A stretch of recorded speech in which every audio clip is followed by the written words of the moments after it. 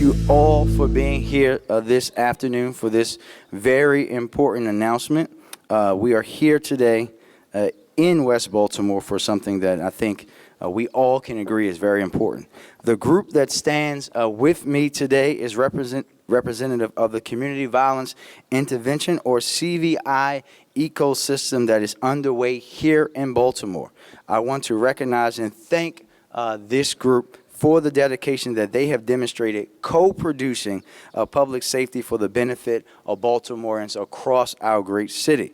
So I'm going to go through a list of people here, and it is a long, long list.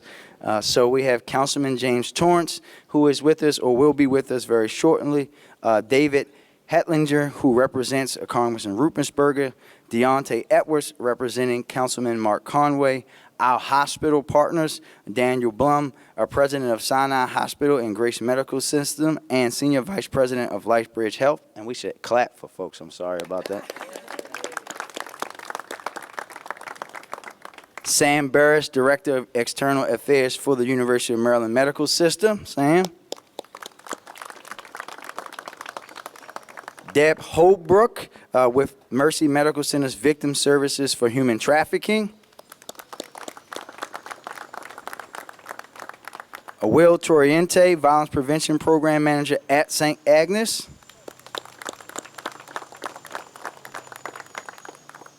Dr. Lucas Carlson, Medical Director, Care Transformation, Baltimore City MedStar Health. Elizabeth Sabastillo, Program Director, Care Transformation, Baltimore Region MedStar Health.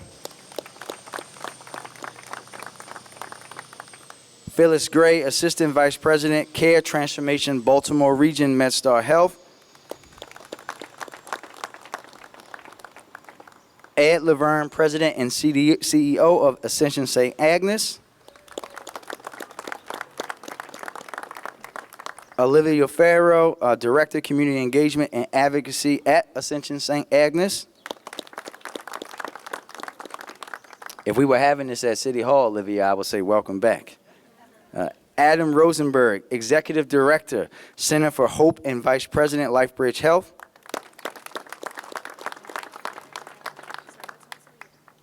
Again? Oh. Well, we're almost done now. You can't stop once you start. Our wonderful Health Commissioner, Dr. Jaraza. And now we can do that. So I'll read all of these off, and then we will clap. Our community-based organizations and partners who have been dedicated to this work with us each and every day: Safe Streets Baltimore, ROCA, ROAR, We Are Us, Park Heights Renaissance, Living Classrooms, Bon Secours, Community Works, Associated Catholic Charities are all here today. Let's give them a round of applause.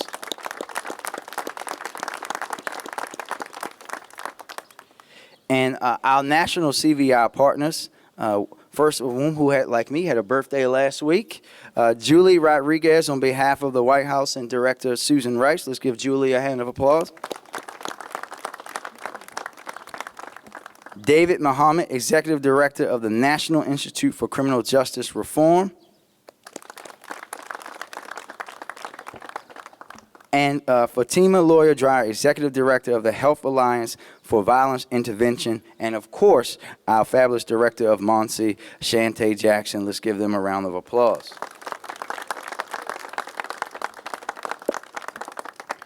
So, for over half a decade, we have lost more than 300 Baltimoreans a year to violence, much of it fueled by guns. As your neighbor and lifelong residents of our city, this senseless loss of life provokes more than just disappointment for me. I know that this city is more than the trauma that so many of us face each and every day.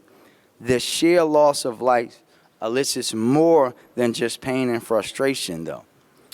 As your mayor, for me, it provokes dissatisfaction, as like so many across our city, at night when I'm not mostly in the bed but on the couch, I'm thinking about the families and communities that are consistently impacted and forever impacted by that loss. But it also fuels my determination and commitment to tackle the violence on our streets as the public health epidemic that it is. We are here today to unveil the comprehensive community violence intervention ecosystem that you see represented here today, and to unpack the methods behind community violence intervention that we are relentlessly working to implement here in Baltimore. But in order to get the full scope of the work at hand, let me take us back and start from the beginning, because today doesn't happen without doing the groundwork to lay a strong foundation for this work to be successful. In 2020, under my leadership as then City Council President, and prior to the establishment and creation of MONSE, the Baltimore City Health Department was charged by law with developing a biennial comprehensive violence prevention framework and plan that would take a public health approach to violence reduction in Baltimore.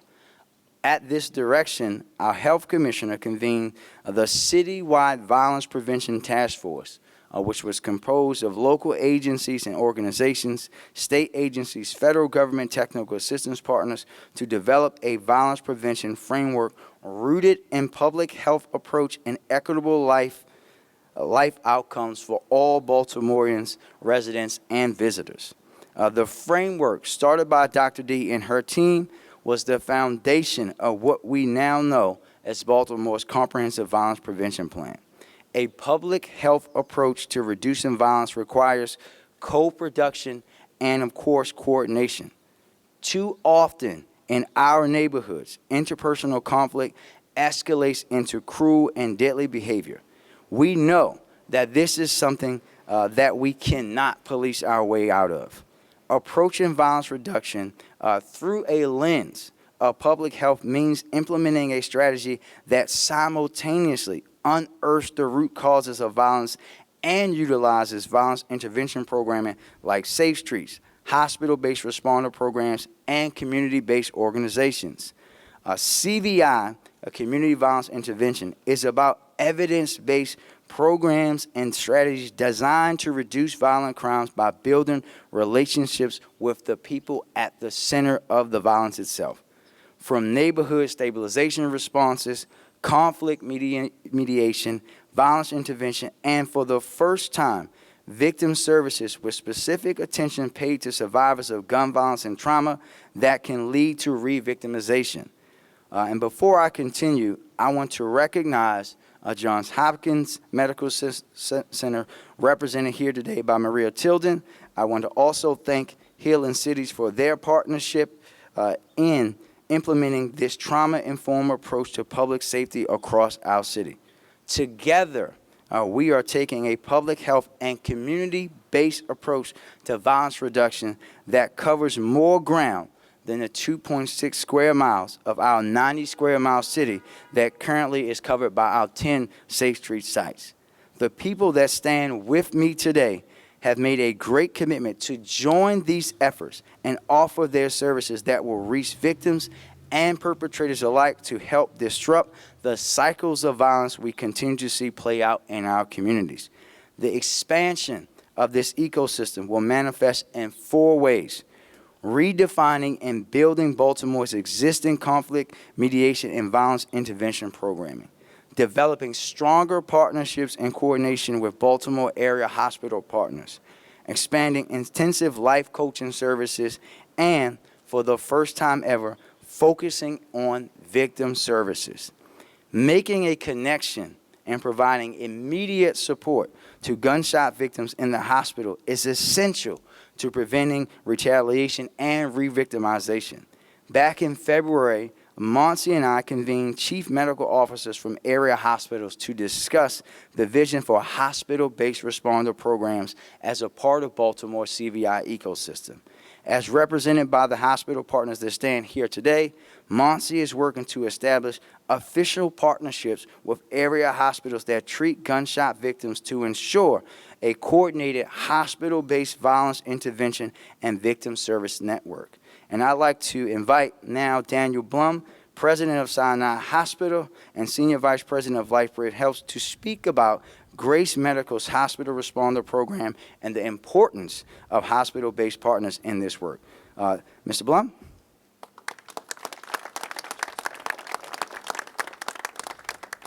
Thank you, Mr. Mayor. It's a privilege to host you today, and we're incredibly grateful for the support of everyone being here today, elected and appointed officials, the people who are really doing the work, the tough work out on the streets, violence interrupters who you see in orange shirts behind me today, who are out there day and night pursuing the cause. And I'm very gratified to see my hospital partners here. We're all links in a continuous chain in the comprehensive plan that the mayor has put together. We fulfill our place as community health partners. I have some prepared remarks that I'll present to you today to try and explain our role in this comprehensive plan. On behalf of LifeBridge Health, Grace Medical Center, which stands behind you, and our Center for Hope, which is LifeBridge's comprehensive violence response and prevention program, we are honored to have all of you here on our campus as we come together to help survivors of violence and their communities heal and prevent future harm. We cannot understate the impact of violence, not just in its immediate aftermath, but also in its lasting impact on our neighborhoods and on our neighbors. The health of our communities is only as strong as the well-being of its citizens.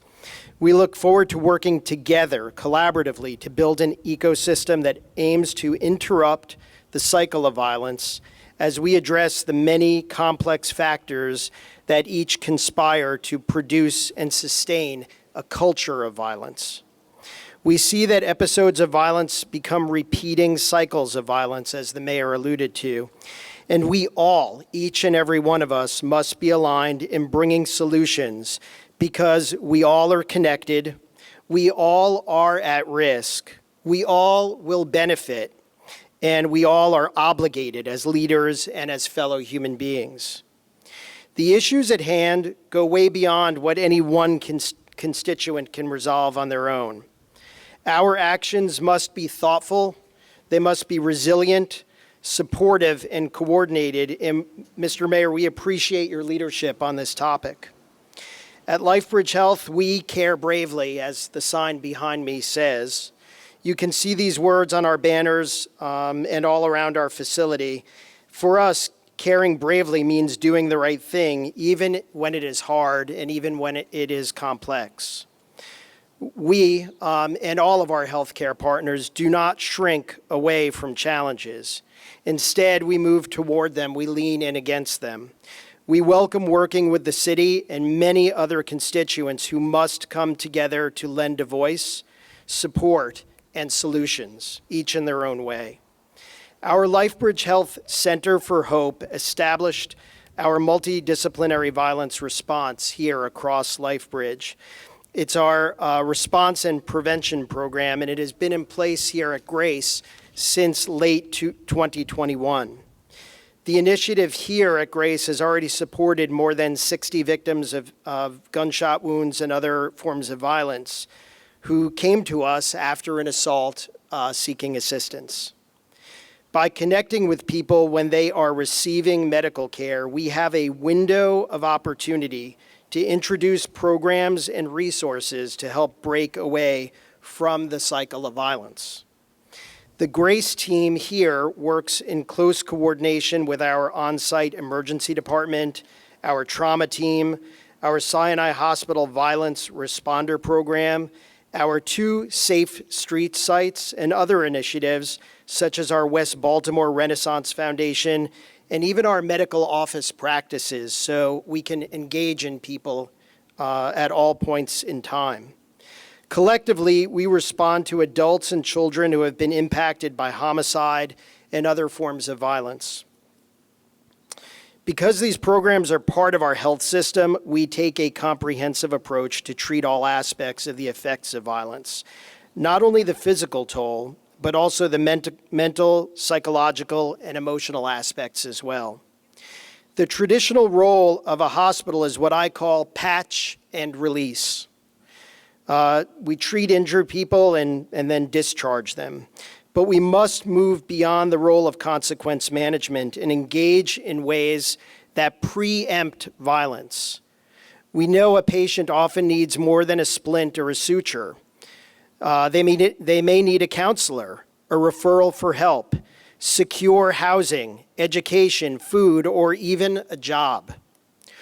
All of these are support mechanisms that reduce the likelihood of becoming a future victim or a future perpetrator of violence.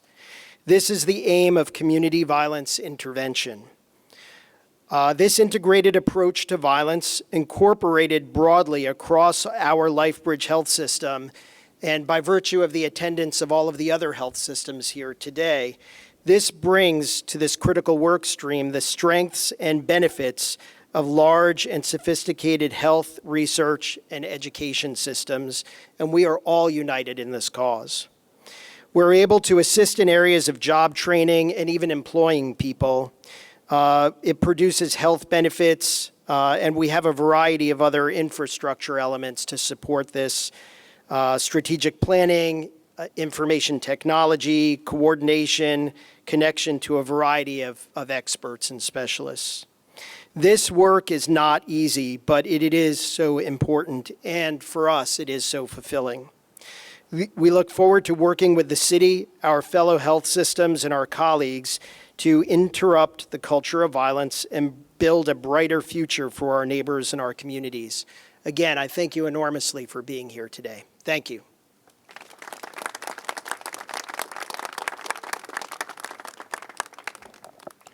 Thank you. Thank you, sir. And now I want to turn it over to Julie Rodriguez from the Civic and the White House. And first, Julie, to say, on behalf of the citizens of Baltimore, always thank you for your partnership, for the partnership and the leadership of the President and the Vice President as well. Thank you very much. Julie? Well, good afternoon, everyone. On behalf of President Biden and Vice President Harris, I really want to thank you, Mayor Scott, for your tremendous leadership, your vision, and your commitment to invest in proven strategies that combat violence and crime and support the respective healing journeys of our communities and that our communities need and deserve. Your efforts to establish an ecosystem and network of supportive services and programs is a national model, and we are excited about our ongoing work together to save lives and to ensure that we continue to build thriving communities. You know, President Biden, like those here, really sees gun violence as a public health epidemic. 40,000 lives lost a year. Every day, over 300 people are shot. And like so many other cities, our communities of color carry the heaviest burden. Despite the challenges, there are those, like President Biden and like Mayor Scott is rolling out today, that continue to ensure we are taking action to both support law enforcement efforts and to build complementary strategies to policing that are transforming individuals, neighborhoods, and entire communities. Thanks to many of our partners here today and hundreds of leaders doing this work across the country as frontline workers in their areas, the Biden-Harris administration has begun to provide unprecedented federal funding to support and build the capacity of local community violence intervention efforts like we're seeing today. We're excited to have our partners here as well that work with the Community Violence Intervention Collaborative that the White House is leading from the National Institute for Criminal Justice Reform and the HAVI. Now, first, the Biden-Harris administration made $350 billion in state and local funding from the American Rescue Plan available to cities, counties, and states to deal with the pandemic and to invest in proven strategies that are improving their communities. Cities across this country, including Baltimore, Seattle, Washington, D.C., Miami, Florida, are using critical ARP dollars to invest in this work and have responded to this call for action. We've established a 16-jurisdiction White House Community Violence Intervention Collaborative to be able to take these models that you're seeing here in Baltimore to scale and ensure that we're helping to build the same kinds of ecosystems in other communities and across the country. In addition to the American Rescue Plan funding, the President just included additional funding in the budget that Congress just passed, $50 million through the Department of Justice that will continue to invest in these programs. Because what the mayor has laid out today is part of a national movement. Cities across America are working together, learning from each other, and using vital federal funding to support strategies that work.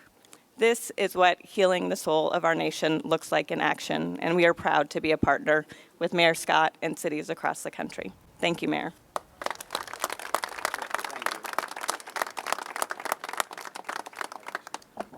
Thank you, Julie, and thanks to the Biden administration for their partnership and our CVI work and for their dedication to gun violence reduction across the nation.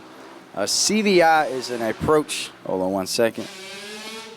CVI is an approach that has had a drastic impact on cities across the country who face adverse levels of gun violence. And as Baltimore works to expand this ecosystem, we are grateful to have the coveted guidance and support from our national technical advisors who help cities across the country. So I'd like to now invite up Fatima Dreyer, Executive Director of the Health Alliance for Violence Intervention, to speak to the cruciality of hospital-based violence intervention. Ma'am?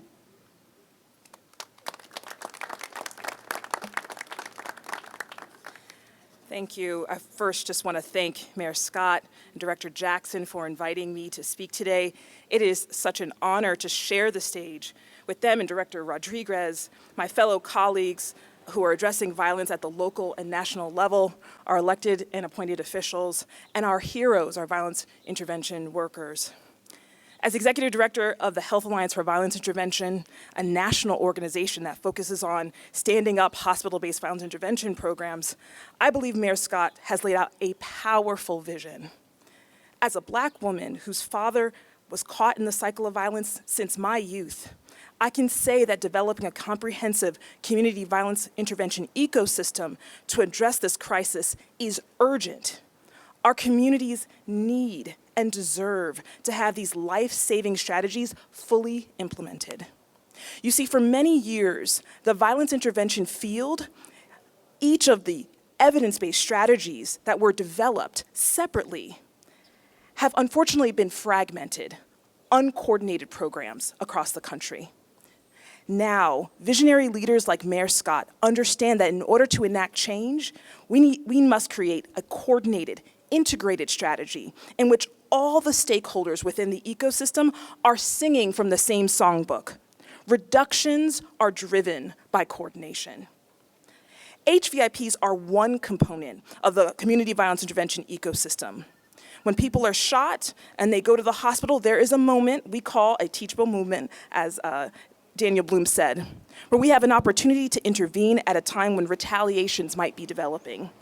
With an HVIP, hospitals and communities are working in partnership, and credible messengers are in hospitals working with gunshot wound victims at bedside, speaking directly to patients, talking to them about their lives, safety planning, and following discharge, right? Leaving the hospital. Our credible messengers continue to work with clients in the community addressing social determinants of health, including finding a job and placing them in homes.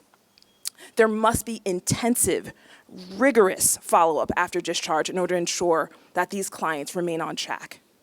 That is the HVIP model. And when it's working at its best, the HVIP staff are reaching out and coordinating with their street interrupter brothers and sisters. They're connecting with victim services advocates and trauma recovery centers. They are connected to the entire ecosystem, and they're all communicating with one another about how to transform the lives of clients who are at significant risk. That is what makes this work incredibly powerful. However, the success of the ecosystem relies on a deep commitment to supporting our frontline violence intervention workers, our heroes. Whether they are hospital responders or street outreach workers, every stakeholder should have a voice in the expansion of the CVI ecosystem in Baltimore City. Frontline workers must take full ownership of this process and its outcomes.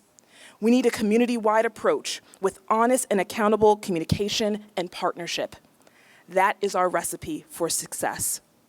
And I want to let you know now, the hobby is here to support elevating the voices of frontline workers and providing the training and support HVIPs need to be successful as a component of this larger ecosystem. We are excited to be here. We're not going anywhere, and we applaud your success. Thank you so much.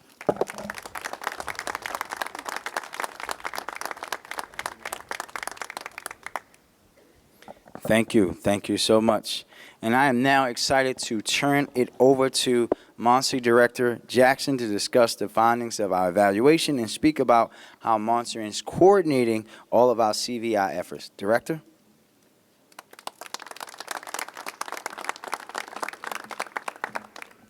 Thank you, Mr. Mayor. Good afternoon, folks. Good afternoon, folks. Good afternoon. All right, now. For folks who don't know me, my name is Shantae Jackson. I am the Director of the Mayor's Office of Neighborhood Safety and Engagement. So far, you've heard Mayor Scott define community violence intervention and introduce you to the ecosystem that is shifting our strategy to reduce violence in our city. You've also heard from our community-based partners and our national partners from the White House Collaborative speak to the validity of community violence intervention. But now I want to bring it all home and talk to you all about how CVI currently plays out in real time across our communities through Baltimore's flagship program, Safe Streets. To date, our frontline interrupters have conducted 527 mediations across the city. In other words, 527 potential instances of violence were peacefully de-escalated because of trusted, credible members of Safe Streets being there to intervene.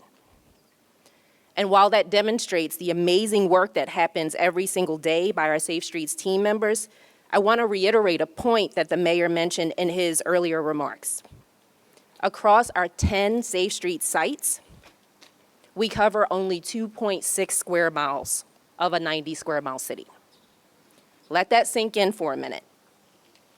527 mediations have occurred already this year in 2.6 square miles of our city.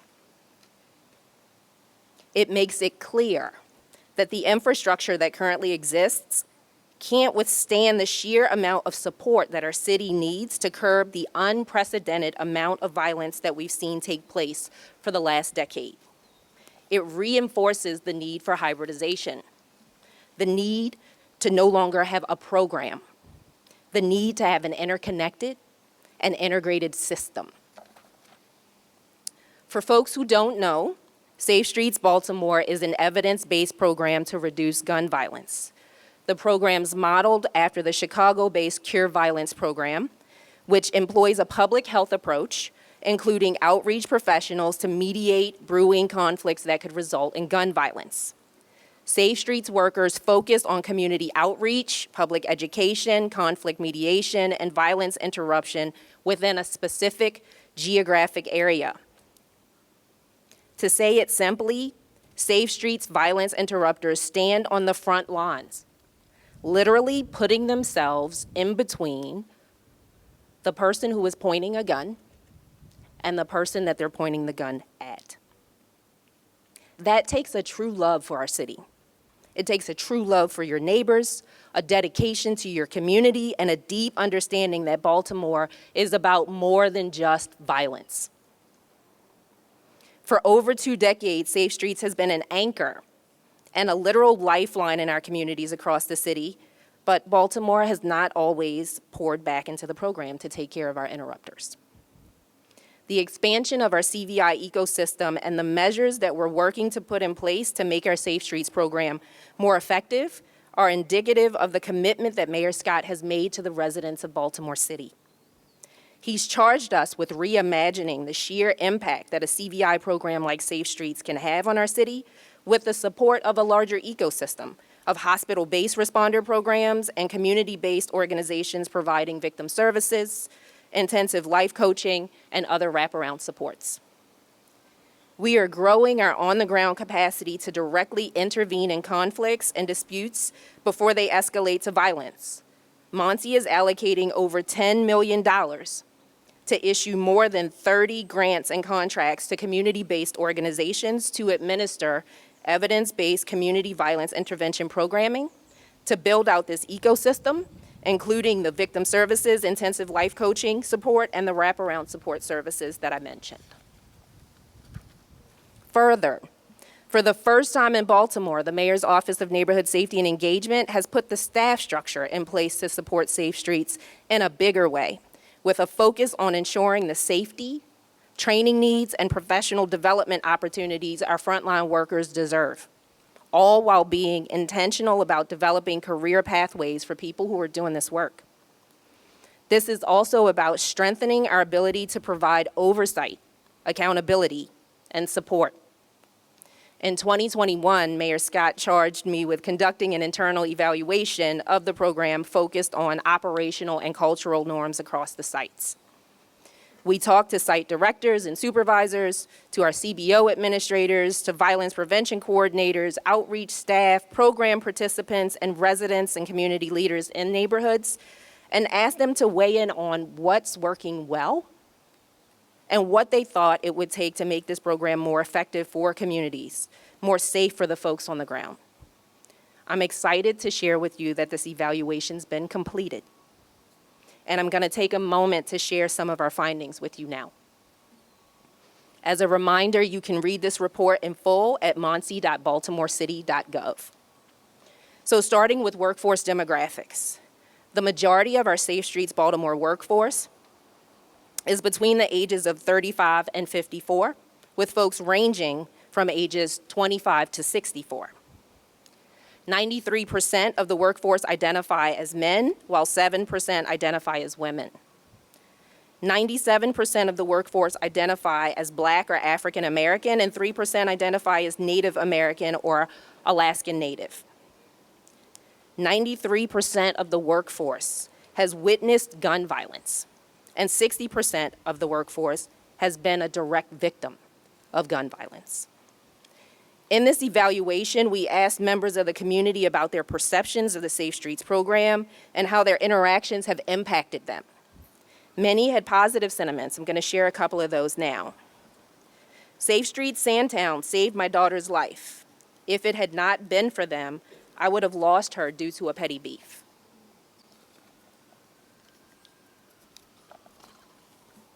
I don't respond to situations like I used to. Safe Streets makes me think twice before I react to a situation. Monty's evaluation also found that there are some sites where relationships with the surrounding community must be strengthened.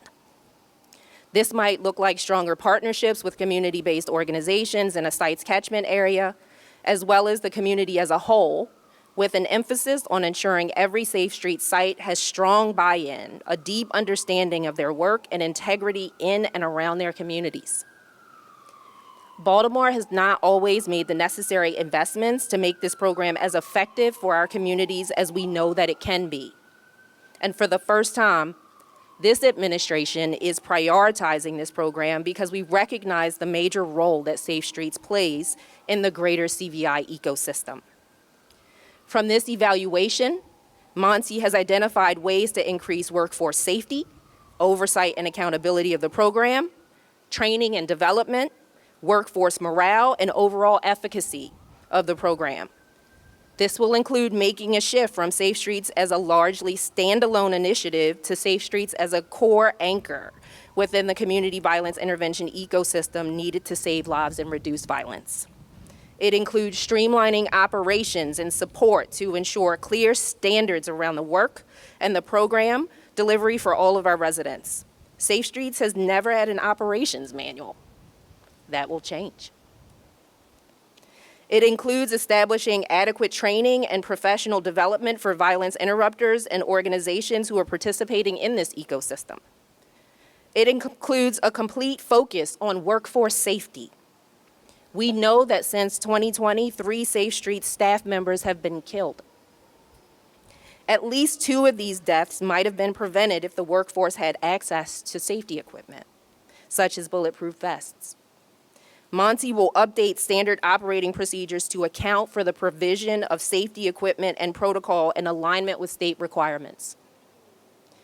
Additionally, the Scott administration is exploring line of duty benefits for CVI workers who get injured or lose their jobs or lose their lives on the job.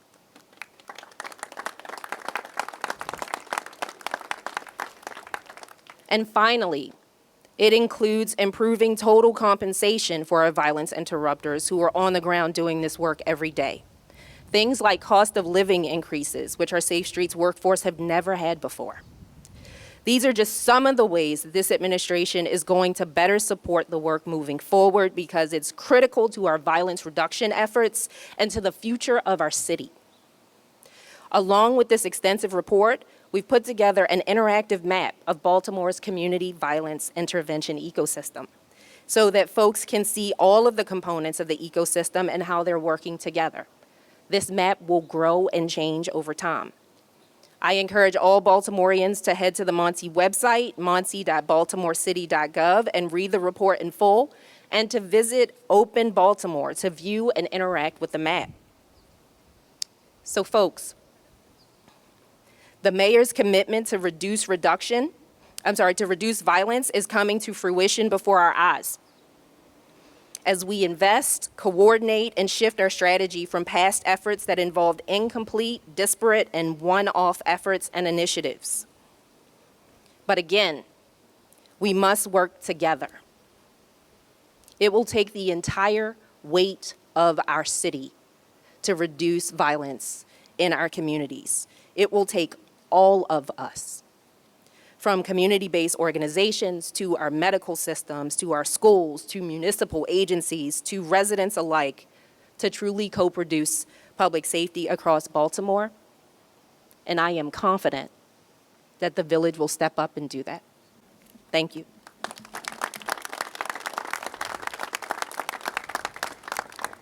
Thank you, Madam Director, for those powerful words and for laying out our commitment to growing this ecosystem and supporting those who are in the work, and for showing, for those who may need to know, that Baltimore is so much more than just a Baltimore in crisis headline, media headline. We are a resilient people and a resilient city who for generations have overcome every obstacle thrown our way, and we will continue to do that.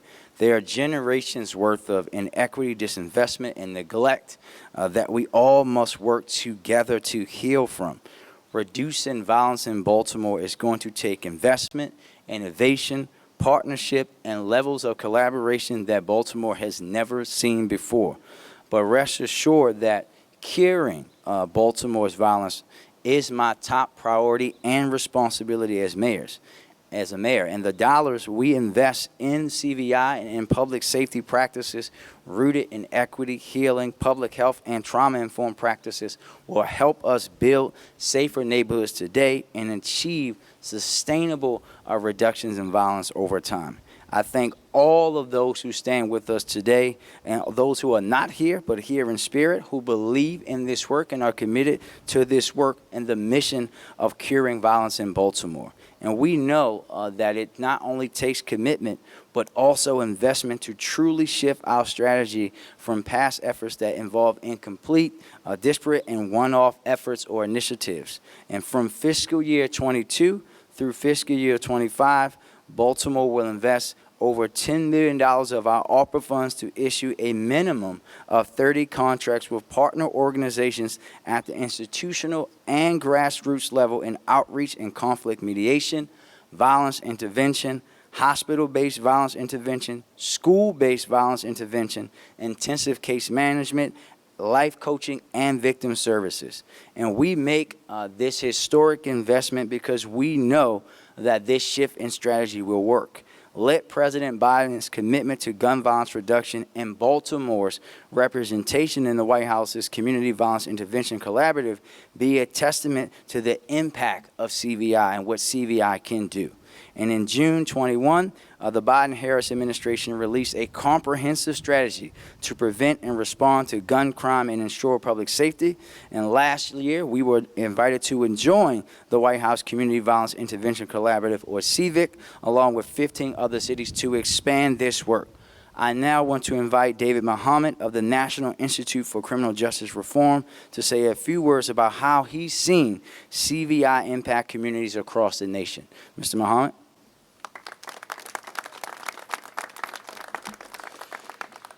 Thank you, Mayor Scott and Director Jackson and the entire Baltimore administration. I also want to thank Director Julie Rodriguez from the White House. On behalf of the National Institute for Criminal Justice Reform, we are technical assistance providers for the White House Community Violence Intervention Collaborative here in Baltimore, as well as the Baltimore Group Violence Reduction Strategy. I would like to commend Mayor Scott and the City of Baltimore for the deep investment in community-based violence reduction efforts. Not only the ongoing general fund investments, but a total of $23 million invested in the City of Baltimore to reduce gun violence from the Federal American Rescue Plan. We want to thank the Biden-Harris administration for not only pushing for the American Rescue Plan, but specifically saying they want cities to invest these dollars in community violence intervention efforts. This extraordinary investment in people and in neighborhoods of Baltimore hardest hit by crime and violence confirm the deep commitment to the city to reduce the scourge of gun violence. These are neighborhoods that have suffered for decades from underinvestment, causing concentrated poverty, blight, crime, and high rates of violence. These investments will help neighborhoods, families, youth, and young adults come out of the despair of crime and violence and into hope and success. The city is funding proven methods: street outreach, violence interruption, hospital-based violence intervention programs, intensive life coaching.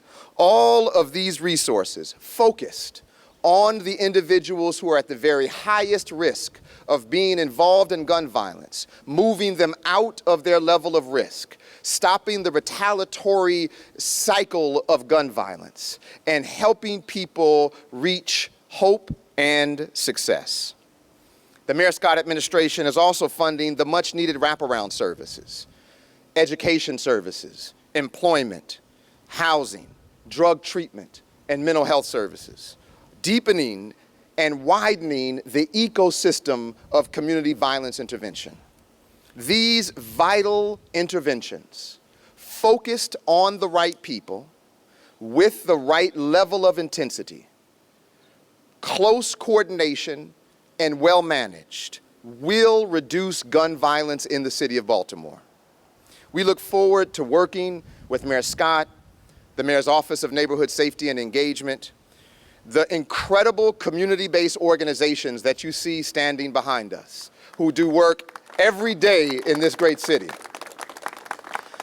the neighborhood leaders, the hospitals, who are working, and as the director of Monzi said, when you have this level of new coordination, new investment, increased training, protocols, standards, some of this which is boring details, but will be responsible for reducing violence and saving lives in the City of Baltimore. So we stand ready and prepared to continue to support the city, these incredible organizations that we partner with, the extraordinary folks who are putting their lives on the line to save lives in the City of Baltimore. Thank you, Mayor Scott. Thank you, City of Baltimore. We look forward to making this a better and safer place to live. Thank you.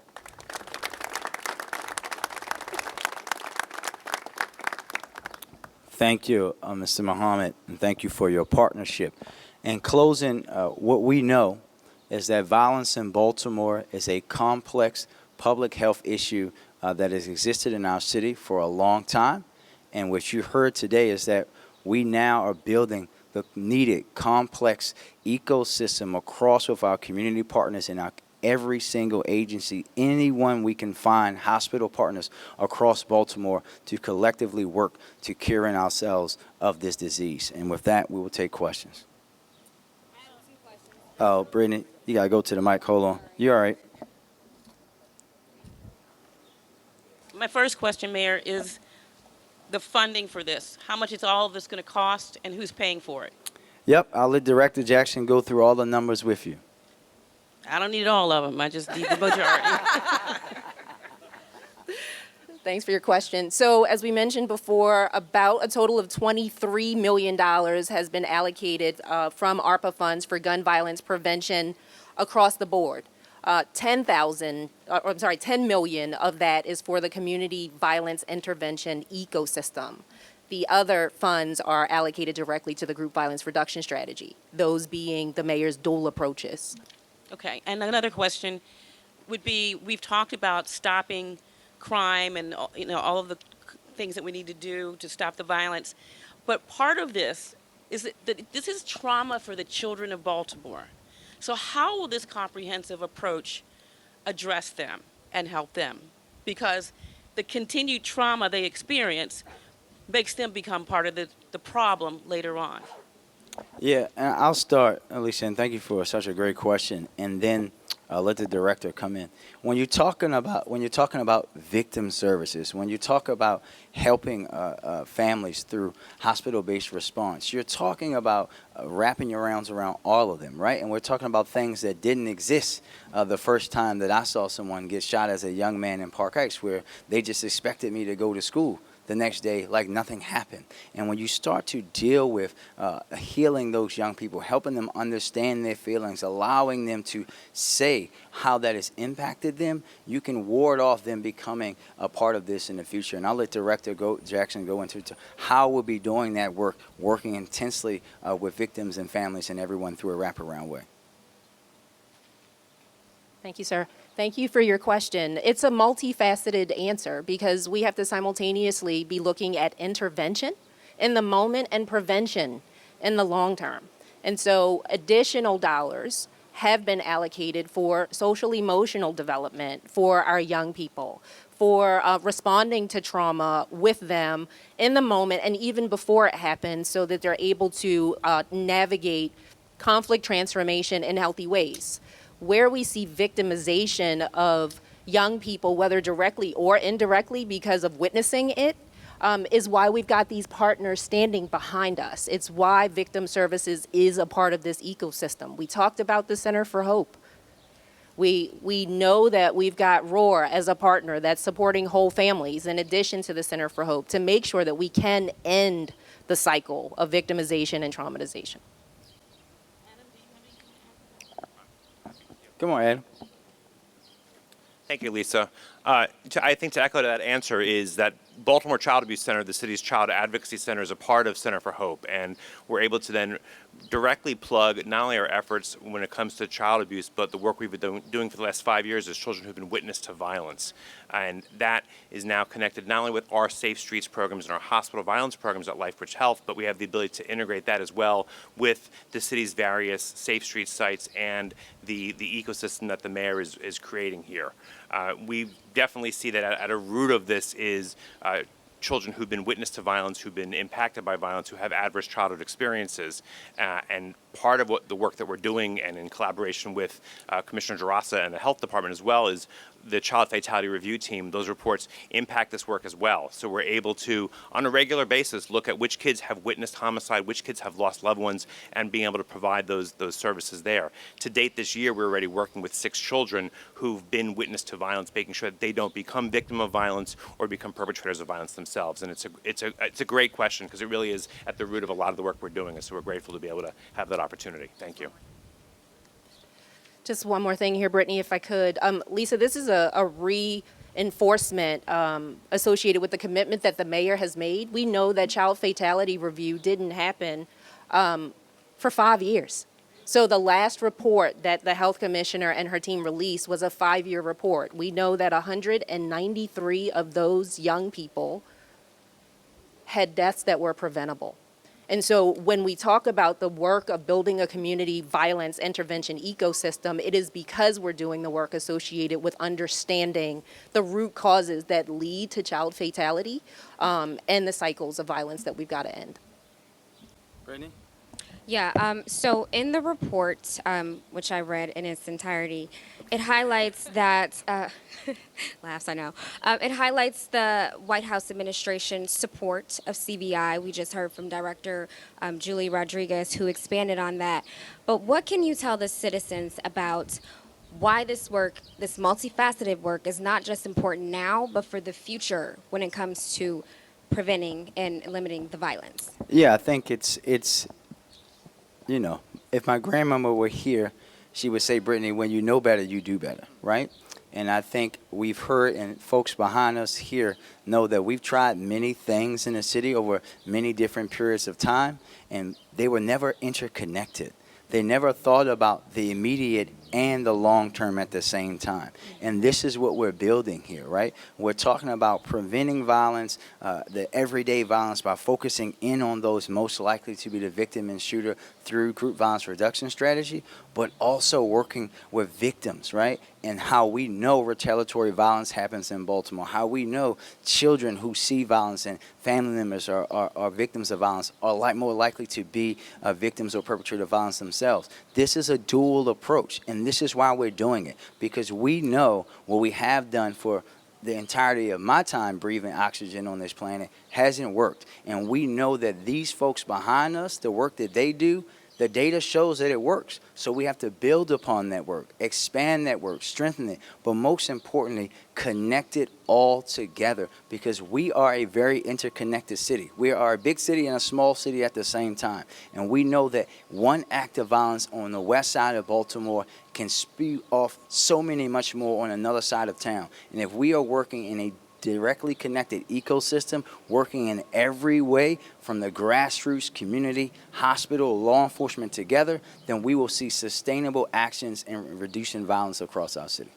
Right, and last question for you guys. There's a lot of naysayers who do a lot of finger pointing, who are saying, this is just rhetoric. It's nothing that we're going to see change, right away. Of course, this takes time. What can you say to speak to those people about how unique this is, considering what's been done before that hasn't worked in the past? Yeah, what I would say for them is that really the proof is in the pudding, right? I would dare them to go to Cherry Hill and tell them that Safe Streets doesn't work there, because they've went multiple years now throughout their time as a Safe Street site without having incidents of violence. We've just been heralding the work in Bella Edison from last year. We know that it works, but what hasn't happened is they haven't had the support that they need. They haven't been able to expand that work, to deepen that work. We're not going to go back to things that we know didn't work. We're going to improve upon things that work, making sure that we have the support, making sure that we're connecting it to every single facet of this city, and then we'll just show people. I'm not in the business of trying to convince people who are set in some certain way, who just have nothing positive to say about the city. I want to work with the communities and the folks who are looking for change, who are willing to be a part of that issue, resolving those issues, who are looking for us to do something differently to impact their communities. And how can the citizens and other organizations be a part who want to be a part of this change? Oh, well, it's in many ways. The first way they can do for us is reach out to Monsi.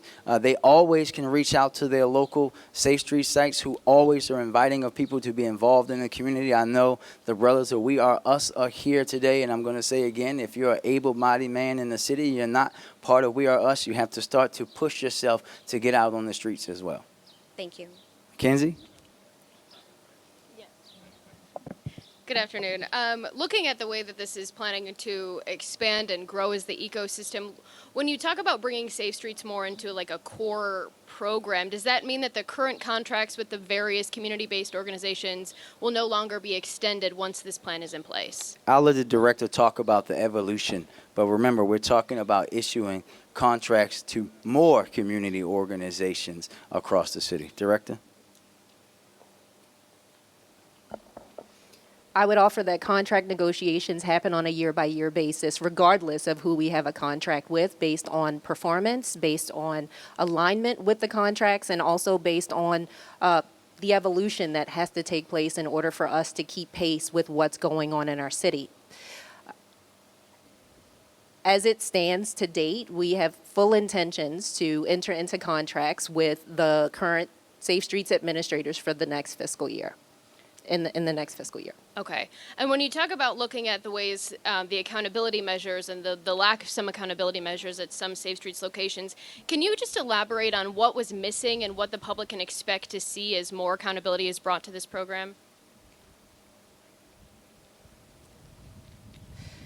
So one way for us to truly be able to evaluate a program is to make sure that we have both quantitative and qualitative data and that it's accessible at our fingertips. While our Safe Street sites use the Cure Violence database, we have heard from them that it's not providing them with the level of data capture and information that they'd like to capture so that we can truly measure the impact, the outcomes, the results in folks' lives. And so we have made an investment in a case management system that Monty is deploying in the coming months to make sure that we can truly bridge what's happening on the community violence intervention side with what's happening in the victim services space and what's happening in the life coaching space and what's happening in the group violence reduction space so that we can tell a whole story. Mm-hmm. And just quickly, looking at the way that this is, one of the things in the report, it talks about perhaps the locations themselves of the Safe Streets, the buildings may not be visible in the communities. Does that mean that they could potentially move? And when you talk about expanding, could we see even more Safe Streets locations pop up around the city? Yes, all are possibilities. Thank you. Hi, I was wondering if I could get some clarity on the timeline for this ecosystem. When do you see it fully getting on the ground? We see the operations manual that we talked about. I am currently reviewing it. It's well over 80 pages long now at this point, rolling out sometime in May. So that will establish right out of the gate what the expectations are, clear assignment of roles and responsibilities with regard to the administration, with regard to the CBOs who are administrators, and the Safe Street sites themselves. That will prepare us well for entering into contracts into the next fiscal year. We're going to continuously offer contracts to folks and organizations that need to be a part of this ecosystem. We've been doing it since October of last year when we opened our grant portal.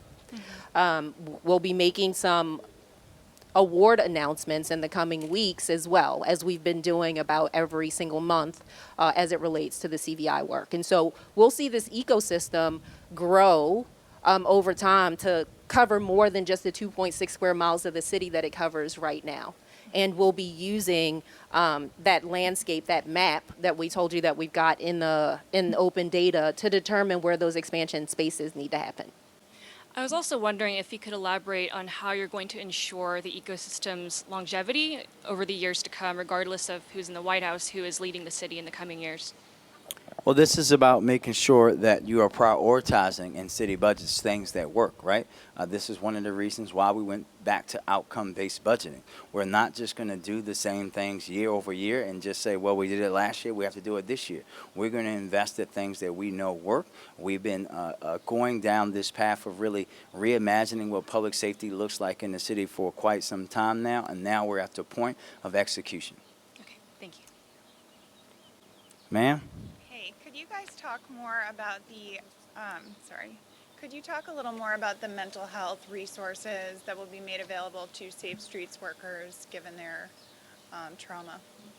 Absolutely. One of the first award announcements that we made with ARPA dollars was to Sage Wellness, who will be a partner for the next 3 years with Safe Streets and with other community violence intervention ecosystem contractees, if you will, to make sure that we're not only able to provide group mental health support, but individual mental health supports. We know that our Safe Streets workers are running into gunfights and that results in trauma, both complex trauma and vicarious trauma. I would also offer that many of our sites do a really good job at providing mental health supports to each other by showing up in all of their humanity and allowing others to do the same. We'll partner, obviously, with Healing City Baltimore. They are also an institution that we've provided grant dollars to make sure that the work is done in a trauma-informed way and that we're giving folks the supports they need. Okay, and what will that look like? Can you give some examples? Like you mentioned group therapy. what are some examples of how it will look when it's implemented? So group therapy, individual therapy, making sure that we've got folks on the scene in cases and spaces where our Safe Streets team and other CVI providers need them to be, and also being flexible enough to not mandate what that looks like, right? Because each instance of trauma, each event that traumatizes someone requires a unique response. And so making sure that our providers have the flexibility to do what's needed. Thanks. Can somebody from Safe Streets just talk about why this is needed, what she's talking about is needed, and how this is going to help you? I mean, one of the interventionists. We can do it later if you want to. Come on, he's coming. He's coming. You might have to repeat the question, because I don't think he was listening. Lisa, can you Okay. repeat the question? Sir, I'd like to know how what they're talking about is going to help you and why why you need it. Why is it going to help me as an individual? No, all of you. And, Okay, and so why you're do talking you about need the it? program? What they're saying, the things they're going to offer you: mental health help, bulletproof vests, more support, and more training, and more equipment. Oh, okay. Okay, hello, everyone. How does it help me personally with mental health is because it gives me a place of serenity, a place of peace, and that way when I show up for work, I could be in a place of wholeness to help the community, to build relationships and rapport throughout the community, to try to reduce shooting and homicides throughout the community. But mental health is extremely important because even though we go out on a daily and consistent basis and we respond to shootings and homicides in our community, that is not normal. So when you go and you see this on a daily and consistent basis, it takes a toll on you. And sometimes you take it home to your family, your friends, your relationships, and so forth and so on. So it's important that we get, time to reset, and time to focus, and time to stay prayed up, I guess. Thank you. You're welcome. And can I ask you, Mayor and Dr. Jaraza, this is a little off the subject, but Philadelphia just reinstated its mask mandate. Where is Baltimore looking? I heard from a chief medical officer from Sinai Hospital yesterday who said, we need some guidance. Dr. D, I'll let Dr. D take the question. As you know, I take all of my guidance from Dr. D. Thank you for that question. So we are actually looking at the CDC's community level indicators, which is now live on our dashboard. And though we are seeing increase in cases, hospitalizations have remained relatively low. We are also seeing that we are indicated as low per the CDC community level indicators. So entities at any point can reinstate their own orders. But at this time, as a city, we're considered low by the CDC community level indicators, and that's what we're now looking at. Those were updated in March. That's what we're looking at when we're thinking about broader city decisions. I have one more, and it is on topic. Yep. That was good, Mackenzie. Thank you. Thank you. Going through the report again, just looking at the level of effectiveness of some of the Safe Streets locations based on where they're located. I understand that some are working, some necessarily are not working. It doesn't really show any sort of reason as to why some parts are working and some are not working. So given that information, do you have any insight as to what works in one area, what doesn't work in another area? And if we don't know, how can the program expand? Yeah, so I'll start here, Mackenzie, and let the director come in. One, I think that anyone that knows anything about Baltimore neighborhoods know that there are no two created equal, right? Very true. So what works in Safe Streets, Cherry Hill is not going to work in Park Heights. And what has been lacking or really is effective leadership and support of the program to make sure that they're having the impact there. And what you're seeing and you heard from the director today is talking about really putting those things in place, that structure in place that will allow the folks to be successful on the ground, to give them the support, to give the information, to have the data, to build up the workforce in the appropriate way. And that's how we can make sure that we're having a deeper impact through this program. But if you're not being supported from the top down, it's very hard for you to have the success that you could have. And she has nothing to add. Thank you. Anybody else? Thank you, everybody. What do we want? Safe streets. When do we want it? Now. Stop, shoot. Start living.